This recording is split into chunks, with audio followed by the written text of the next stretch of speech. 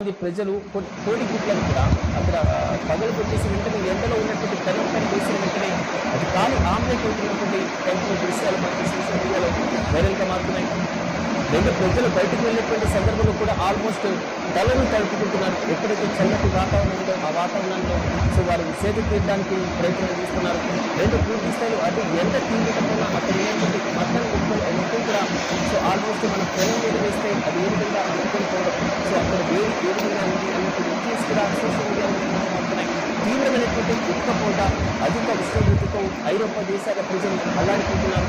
ప్రాణ నష్టం మాత్రం కలకలమెత్తున్నాయి. సాధారణంగా వైరస్ల వల్ల శ్వాసకోశ వ్యాధులు ఎక్కువగా వచ్చేటువంటి శీతాకాలం కంటే జూన్ నెలలో సంభవించేటువంటి వడగాల్పుల వల్లనే ఎక్కువ చూపుతుంటారు. ఫ్రాన్స్, బెల్జియం, జర్మనీలో ఉష్ణోగ్రతలు 37 డిగ్రీల సెల్సియస్ కూడా దాటాయి.